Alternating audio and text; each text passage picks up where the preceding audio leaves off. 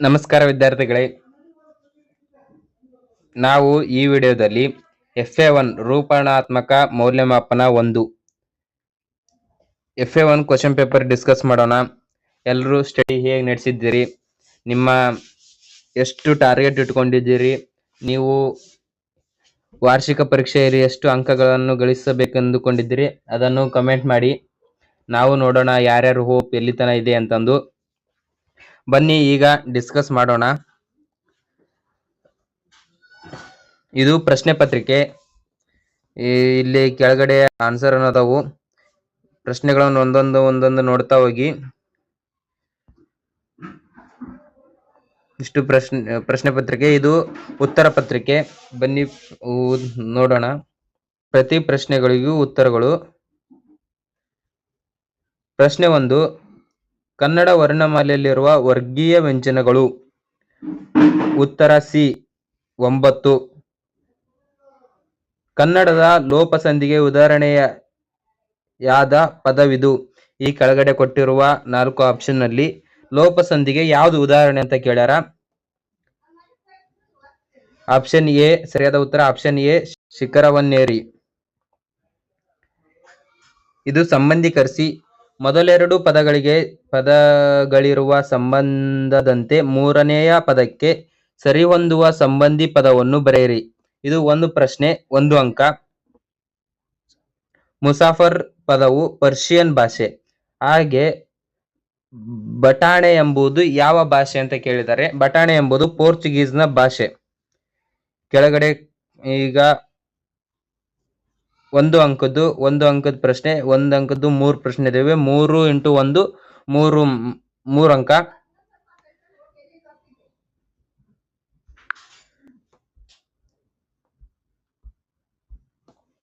ಪ್ರಾಣಿಗಳು ತಮ್ಮ ಮಕ್ಕಳಿಗೆ ಯಾವ ವಿಚಾರವಾಗಿ ತರಬೇತು ಕೊಡುತ್ತವೆ? ಪ್ರಾಣಿಗಳು ತಮ್ಮ ಮಕ್ಕಳಿಗೆ ಚಲನವಲನಗಳ ವಿಷಯವಾಗಿ, ಆಹಾರ ವಿಚಾರವಾಗಿ ತರಬೇತು ಕೊಡುತ್ತವೆ. ಪ್ರಶ್ನೆ 5, ಅಕ್ಕಿಯು ಯಾವುದರ ಸಂಕೇತವಾಗಿದೆ? ಅಕ್ಕಿಯು ಯಾವುದರ ಸಂಕೇತವಾಗಿದೆ?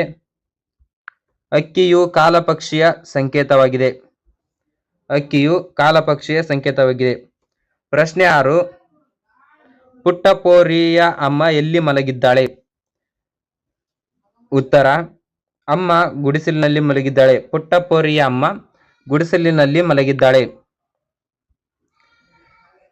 ಇದು 2 ಅಂಕದ ಪ್ರಶ್ನೆ. 2 ಅಂಕದ್ದು ಪ್ರಶ್ನೆ 2 ಕೇಳಿದ್ದಾರೆ. 2 × 2 4 ಅಂಕ. ಪ್ರಶ್ನೆ 7, ವ್ಯಾವಹಾರಿಕ ಮತ್ತು ಗ್ರಾಂಥಿಕ ಭಾಷೆಯ ಲಕ್ಷಣಗಳೇನು? ವ್ಯಾವಹಾರಿಕವೆಂದರೆ ಜೀವದ್ ಭಾಷೆ. ಅದರಲ್ಲಿ ಜನರು ಮಾತನಾಡುತ್ತಾರೆ, ವ್ಯವಹರಿಸುತ್ತಾರೆ. ಉದಾಹರಣೆಗೆ ಕನ್ನಡ, ತಮಿಳು, ತೆಲುಗು, ತುಳು, ಮರಾಠಿ, ಉರ್ದು, ಇಂಗ್ಲಿಷ್. ಗ್ರಾಂಥಿಕವೆಂದರೆ ಅಭಿವೃದ್ಧಿ ಹೊಂದಿ ಗ್ರಂಥ ರಚನೆಯಲ್ಲಿ ಉಪಯೋಗವಾದ ಭಾಷೆ. ಉದಾಹರಣೆಗೆ ಸಂಸ್ಕೃತ, ಕನ್ನಡ, ಇಂಗ್ಲಿಷ್, ಪಾಳಿ ಇತ್ಯಾದಿ. ಎಲ್ಲ ವ್ಯಾವಹಾರಿಕ ಭಾಷೆಗಳು ಗ್ರಾಂಥಿಕವಾಗಬೇಕಾಗಿಲ್ಲ. ತುಳು ಒಂದು ಸುಂದರ ವ್ಯಾವಹಾರಿಕ ಭಾಷೆ. ಆದರೆ ಅದು ಗ್ರಾಂಥಿಕ ಭಾಷೆಯಲ್ಲ. ಹಾಗಾಗಿ ಎಲ್ಲ ಗ್ರಾಂಥಿಕ ಭಾಷೆಗಳು ಇಂದು ವ್ಯಾವಹಾರಿಕವಾಗಿ ಇರುವುದಿಲ್ಲ. ದೇವಭಾಷೆ ಎನ್ನಿಸಿಕೊಂಡ ಸಂಸ್ಕೃತ ಸರ್ವ ಸಂಪನ್ನತೆಯಿಂದ ಕೂಡಿದ ಗ್ರಾಂಥಿಕ ಭಾಷೆಯಾಗಿದೆ. ಆದರೆ ಇದು ಯಾವುದೋ ಪ್ರದೇಶದಲ್ಲಿಯೂ ಅದು ವ್ಯಾವಹಾರಿಕ ಭಾಷೆಯಾಗಿರುವುದಿಲ್ಲ. ಇದು 7ನೇ ಪ್ರಶ್ನೆ. ಈಗ 8ನೇ ಪ್ರಶ್ನೆ, ಹಡಗನ್ನು ಯಾವುದರ ಬೆಳಕಿನಲ್ಲಿ ಮುನ್ನಡೆಸಬೇಕಿದೆ? ನಮ್ಮ ಬದುಕಿನ ಸುತ್ತಮುತ್ತಲೂ ಕವಿದಿರುವ ಕತ್ತಲೆಯನ್ನು ಕೊಳೆಯಲು ಪ್ರೀತಿಯ ಹಣತೆಯನ್ನು ಹಚ್ಚಬೇಕು. ಸಂಸಾರ ಸಾಗರದಲ್ಲಿ ಬಿರುಗಾಳಿಗೆ ಸಿಲುಕಿ ಒಯ್ದಾಡುವ ಬದುಕೆಂಬ ಹಡಗನ್ನು ಜ್ಞಾನ ದೀವಿಗೆಯ ಮೂಲಕ ಎಚ್ಚರದಿಂದ ಮುನ್ನಡೆಸಬೇಕು. ಇದು 2 ಅಂಕದ ಪ್ರಶ್ನೆಗಳು. ಇವೆಲ್ಲ 2 ಅಂಕದ ಪ್ರಶ್ನೆಗಳು.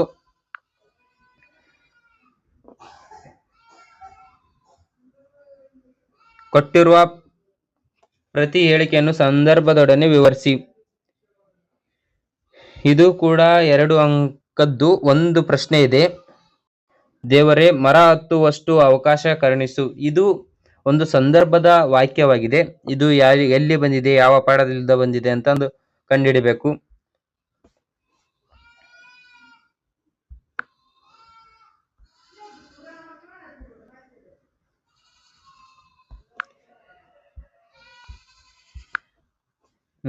ಆಯ್ಕೆ. ಈ ವಾಕ್ಯವು ಶ್ರೀ ಎ.ಎನ್. ಮೂರ್ತಿರಾವ್ ಅವರು ರಚಿಸಿರುವ ಸಮಗ್ರ ಲಿಖಿತ ಪ್ರಬಂಧಗಳು ಕೃತಿಯಿಂದ ಆಯ್ದು ವ್ಯಾಘ್ರಗೀತೆ ಎಂಬ ಗದ್ಯ ಭಾಗದಿಂದ ಆರಿಸಿಕೊಳ್ಳಲಾಗಿದೆ. ಆಯ್ಕೆ ಮುಗಿತಿವಾಗ. ಸಂದರ್ಭ: ಮೊದಲಿಗನ ಕಣಿವೆಯ ದಾರಿಯಲ್ಲಿ ಹುಲಿಯ ಆಕ್ರಮಣದಿಂದ ತಪ್ಪಿಸಿಕೊಳ್ಳಲು ಶಾನುಭೋಗರು ಕರ್ದಿ ಪುಸ್ತಕವನ್ನು ಹುಲಿಯ ಮುಖದ ಮೇಲೆ ಎಸೆದು ಮರದ ಕಡೆಗೆ ಓಡಿದ ಸಂದರ್ಭದಲ್ಲಿ ಈ ಮಾತನ್ನು ಹೇಳುತ್ತಾರೆ. ಸ್ವಾರಸ್ಯ: ಸಂಕಟ ಬಂದಾಗ ವೆಂಕಟರಮಣ ಎಂಬಂತೆ ಶಾನುಭೋಗರು ಹುಲಿಯಿಂದ ತಪ್ಪಿಸಿಕೊಳ್ಳಲು ಅವಕಾಶ ಮಾಡಿಕೊಂಡು ಎಂದು ದೇವರನ್ನು ಪ್ರಾರ್ಥಿಸುವುದು ಬಹು ಸ್ವಾರಸ್ಯಪೂರ್ಣವಾಗಿದೆ. ಇದು ಸಂದರ್ಭ ಸ್ವಾರಸ್ಯ ಪ್ರಶ್ನೆ. ಇದು ಮುಗಿತಿವಾಗ. ಲೇಖಕರ ಪರಿಚಯ. ಕೊಟ್ಟಿರುವ ಲೇಖಕರ ಪರಿಚಯವನ್ನು ಕುರಿತು ವಾಕ್ಯ ರೂಪದಲ್ಲಿ ಟಿಪ್ಪಣಿ ಬರೆಯಿರಿ. 10ನೇ ಪ್ರಶ್ನೆ. ಎನ್.ಎಸ್. ಮೂರ್ತಿರಾವ್. ಅಕ್ಕಿಹೆಬ್ಬಾಳು ನರಸಿಂಹ ಮೂರ್ತಿರಾವ್ ಅವರು ಕ್ರಿಸ್ತಶಕ 1900ರಲ್ಲಿ ಮಂಡ್ಯ ಜಿಲ್ಲೆಯ ಅಕ್ಕಿಹೆಬ್ಬಾಳಿನಲ್ಲಿ ಜನಿಸಿದರು. ಮೈಸೂರು ವಿಶ್ವವಿದ್ಯಾನಿಲಯದಲ್ಲಿ ಇಂಗ್ಲಿಷ್ ಪ್ರಾಧ್ಯಾಪಕರಾಗಿ, ಆಕಾಶವಾಣಿಯ ಸಹಾಯ ನಿರ್ದೇಶಕರಾಗಿ, ಕನ್ನಡ ಮತ್ತು ಸಂಸ್ಕೃತಿ ಇಲಾಖೆಯ ನಿರ್ದೇಶಕರಾಗಿ ಸೇವೆ ಸಲ್ಲಿಸಿದ್ದಾರೆ.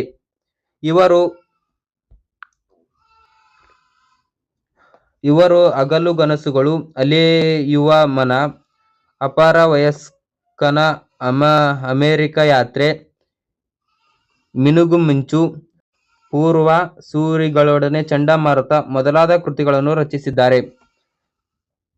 ಚಿತ್ರಗಳು ಪತ್ರಗಳು ಎಂಬ ಕೃತಿಗೆ ಕೇಂದ್ರ ಸಾಹಿತ್ಯ ಅಕಾಡೆಮಿ ಪ್ರಶಸ್ತಿ ದೊರಕಿದೆ. ದೇವರು ಎಂಬ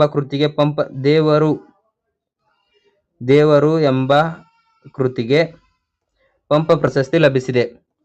ಇದು ಲೇಖಕರ ಪರಿಚಯವಾಯಿತು. ಈಗ ಒಂದು ಪದ್ಯವನ್ನು ಕೊಡ್ತಾರೆ, ಅದರ ಸಾರಾಂಶವನ್ನು ಬರಿಬೇಕು ನಾವು. ಅದು ಯಾವ ತರ ಅಂತ ನೋಡೋಣ. ಕೆಳಗೆ ಕೊಟ್ಟಿರುವ ಪದ್ಯದ ಸಾರಾಂಶವನ್ನು ನಿಮ್ಮ ಮಾತುಗಳಲ್ಲಿ ಬರೆಯಿರಿ. ಬಿದ್ದುದನ್ನು ಮೇಲೆಬ್ಬಿಸಿ ನಿಲ್ಲಿಸಿ ಹೊಸ ಭರವಸೆಗಳ ಕಟ್ಟೋಣ, ಮನುಜರ ನಡುವಣ ಅಡ್ಡ ಗೋಡೆಗಳ ಕೆಡವುತ್ತ ಸೇತುವೆಯಾಗೋಣ. ಇದಿಷ್ಟು ಪದ್ಯ. ಈಗ ನಾವು ಕೆಳಗಡೆ ಇರುವುದನ್ನು ಅದಕ್ಕ ನಮ್ಮ ಮಾತುಗಳಲ್ಲಿ ಯಾವ ತರ ಅರ್ಥ ಆಗಿರುತ್ತೆ ಅದನ್ನ ಬರಿಬೇಕು ನಾವು. ಇವಾಗ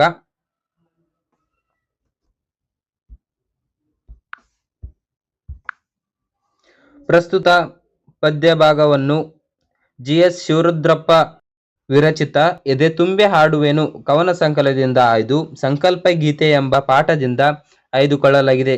ಜೀವನದಲ್ಲಿ ಧನಾತ್ಮಕ ಭಾವನೆಯನ್ನು, ದೃಢ ಸಂಕಲ್ಪವನ್ನು ಹೊಂದಿರಬೇಕು. ಯಾವುದೇ ರೀತಿಯ ಸವಾಲುಗಳು ಎದುರಾಗಲು ಆತ್ಮವಿಶ್ವಾಸದ ಸಂಕಲ್ಪ ನಿಷ್ಠೆಯಿಂದ ಕ್ರಿಯಾಶೀಲರಾದಾಗ ಯಶಸ್ಸು ಲಭಿಸುತ್ತದೆ ಎಂಬ ಆಶಯವನ್ನು ಪ್ರಸ್ತುತ ಗದ್ಯ ಭಾಗ ಒಳಗೊಂಡಿದೆ.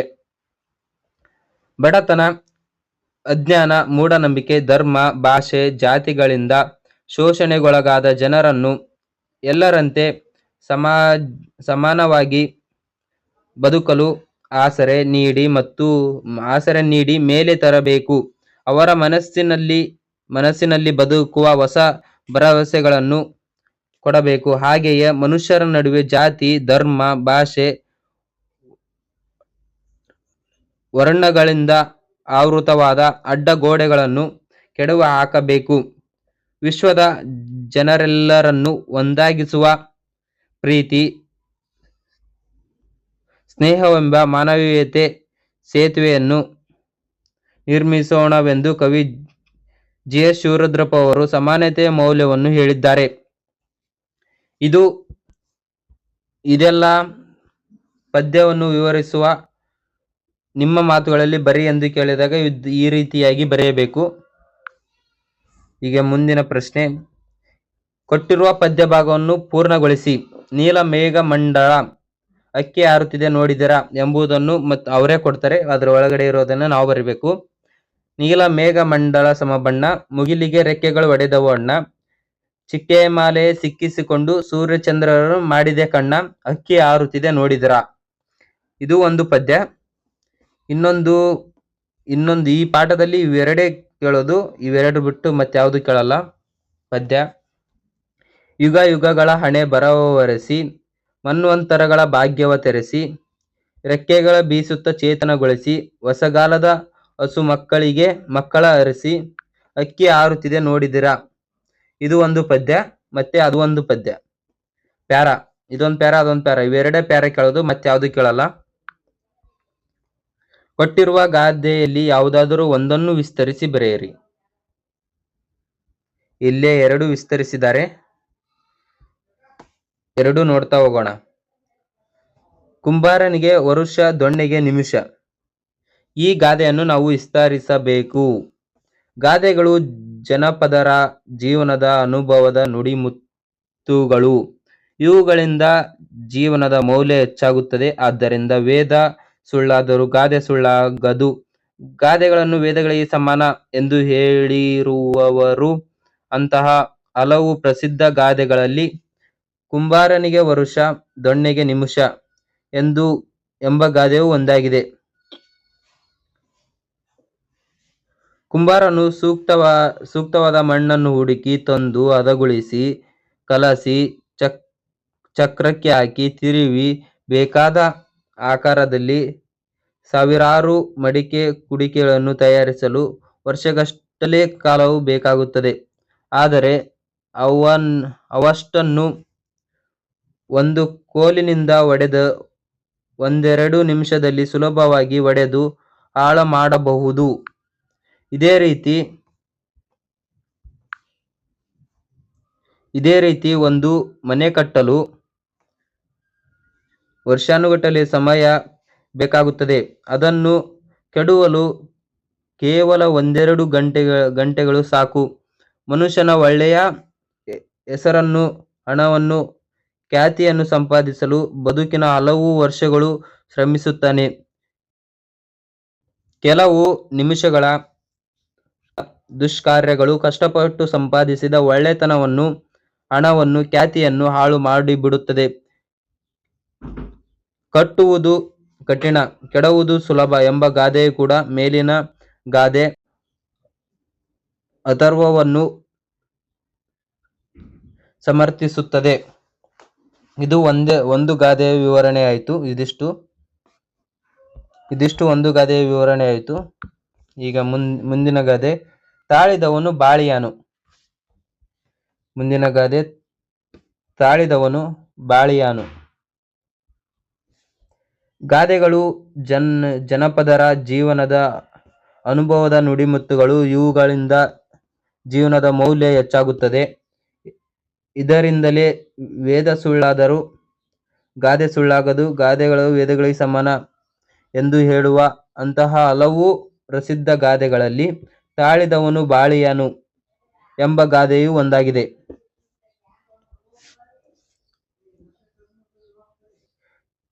ಜೀವನದಲ್ಲಿ ಏಳು ಬೀಳುಗಳು, ಕಷ್ಟ ಕಾರ್ಪಣ್ಯ, ಸುಖ ದುಃಖ, ದಗುಡ ದುಮ್ಮನ ಕೋಪ, ತಾಪಗಳು ಸಹಜ. ಎಂತಹ ಸಂದರ್ಭದಲ್ಲೂ ವಿವೇಕವನ್ನು ಕಳೆದುಕೊಳ್ಳಬಾರದು. ತಾಳ್ಮೆಯಿಂದಿರಬೇಕು. ತಾಳುವಿಕೆಗಿಂತ ತಪವೂ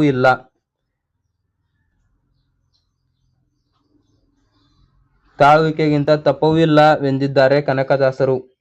ಗಿಡ ನೆಟ್ಟ ಕೂಡಲೇ ಫಸಲು ಬಿಡಬೇಕು ಎಂದರೆ ಸಾಧ್ಯವಿಲ್ಲ. ಸಂಗೀತಾಭ್ಯಾಸ ಮಾಡಿದ 1 ತಿಂಗಳಿನಲ್ಲೇ ಕಚೇರಿ ನೀಡುವಂತಾಗಬೇಕು ಎನ್ನುವುದು ಸಾಧ್ಯವಿಲ್ಲ. ಪ್ರತಿಯೊಂದು ಸಾಧನೆಯಲ್ಲೂ ತಾಳ್ಮೆ ಬೇಕು. ತಾಳ್ಮೆಗೆ ಕಾಯುವ ಗುಣ ಬೇಕು. ಆತುರಗಾರನಿಗೆ ಬುದ್ಧಿ ಕೆಳಮಟ್ಟ. ಜೀವನದಲ್ಲಿ ಸುಖ, ಶಾಂತಿ, ಸಮೃದ್ಧಿಯನ್ನು ಪಡೆಯಬೇಕಾದರೆ ಕಾಯಬೇಕು. ತಾಳ್ಮೆ ಎಂದರೆ ಕೇವಲ ಕಾಯುವಿಕೆಯಲ್ಲ. ಕಾಯುವಿಕೆಯ ಪ್ರಕ್ರಿಯೆಯಲ್ಲಿ ನಾವು ತೋರುವ ಉತ್ತಮ ನಡವಳಿಕೆ ತಾಳ್ಮೆ. ತಾಳ್ಮೆಗೆ ಬಂಗಾರಕ್ಕಿಂತ ಹೆಚ್ಚಿನ ಬೆಲೆ ಇದೆ. ಒಂದು ಕ್ಷಣದ ತಾಳ್ಮೆಯು 1000 ಕ್ಷಣಕ್ಕಾಗುವಷ್ಟು ದುಃಖವನ್ನು ತಡೆಯಬಲ್ಲದು. ತಾಳ್ಮೆಯಿಂದ ಕಟ್ಟಿದ್ದು ಮತ್ತು ಪಡೆದಿದ್ದು ದೀರ್ಘಕಾಲ ಬಾಳುತ್ತದೆ. ಶ್ರುತಿಬದ್ಧ ಹಾಡುಗಾರಿಕೆಗೆ, ನೃತ್ಯಕ್ಕೆ ತಾಳವಷ್ಟು ಮುಖ್ಯತೆಯೂ ಹಾಗೆ ಬದುಕಿಗೆ ತಾಳ್ಮೆ ಅಷ್ಟೇ ಮುಖ್ಯ. ಕೋಪದಲ್ಲಿ ಕೊಯ್ದ ಮೂಗು ಶಾಂತವಾದ ಮೇಲೆ ಬರುವುದಿಲ್ಲ. ದುಡುಕುತನ ಮಾನವನಿಗೆ ವಿನಾಶಕಾರಿ. ನಾವು ನಮ್ಮ ಜೀವನದಲ್ಲಿ ತಾಳ್ಮೆಯಿಂದ ಕಾಯುವ ಗುಣವನ್ನು ಬೆಳೆಸಿಕೊಳ್ಳಬೇಕು. ಆತುರಗಾರರಾಗಿರಬಾರದು ಎಂಬುದು ಈ ಗಾದೆ ಮಾತಿನ ತಾತ್ಪರ್ಯವಾಗಿದೆ. ಇದಿಷ್ಟು FA1 ಕನ್ನಡ ಪ್ರಶ್ನೆ ಪತ್ರಿಕೆ ಮತ್ತು ಉತ್ತರಗಳು. ಇನ್ನೂ ಇದೇ ರೀತಿ ವಿಡಿಯೋಗಳಿಗಾಗಿ ನಮ್ಮ ಚಾನಲ್ ಅನ್ನು ಸಬ್ಸ್ಕ್ರೈಬ್ ಮಾಡಿ. ಮತ್ತು ನಮ್ದು ವಾಟ್ಸಪ್ ಗ್ರೂಪ್ ಇದೆ. ವಾಟ್ಸಪ್ ಗ್ರೂಪ್ನಲ್ಲಿ ಇದೇ ತರ ನೋಟ್ಸ್ಗಳು, PDF ಮತ್ತೆ ಕ್ಲಾಸಸ್ಗಳನ್ನು ಮಾಡ್ತಾ ಇರ್ತೀವಿ. ಅಲ್ಲೇ ಸಪರೇಟ್ ಆಗಿ ಪ್ರತಿದಿನ ಕ್ವಿಜ್ ನಡೆಸ್ತಾ ಇರ್ತೀವಿ. ಅದಕ್ಕಾಗಿ ನಮ್ಮ ಡಿಸ್ಕ್ರಿಪ್ಷನ್ ಅಲ್ಲಿ ವಾಟ್ಸಪ್ ಗ್ರೂಪ್ ಇದೆ. ಅಲ್ಲಿ ಗ್ರೂಪ್ ಮೂಲಕ ನಮ್ಮ ವಾಟ್ಸಪ್ ಗ್ರೂಪ್ನ ಜಾಯ್ನ್ ಆಗ್ಬೋದು. Thanks for watching. ಹೋಗ್ತಾ ಒಂದು ಸಬ್ಸ್ಕ್ರೈಬ್ ಮಾಡಿ ಹೋಗಿ. ಧನ್ಯವಾದಗಳು. ವಿಡಿಯೋನ ಇಲ್ಲಿಗೆ ಕ್ಲೋಸ್ ಮಾಡ್ತಾ ಇದ್ದೀನಿ. ಧನ್ಯವಾದಗಳು. ಇನ್ನು ಇದೇ ಥರ ನೋಟ್ಸ್ಗಳಿಗಾಗಿ, PDFಗಳಿಗಾಗಿ ಮತ್ತು ಕ್ಲಾಸಸ್ಗಳಿಗಾಗಿ ಕೆಳಗಡೆ ಇರುವ ಡಿಸ್ಕ್ರಿಪ್ಷನ್ನಲ್ಲಿ ವಾಟ್ಸಪ್ ಲಿಂಕ್ ಇದೆ. ಲಿಂಕನ್ನು ಕ್ಲಿಕ್ ಮಾಡಿ ನಮ್ಮ ವಾಟ್ಸಪ್ ಗ್ರೂಪ್ಗೆ ಜಾಯ್ನ್ ಆಗಿ.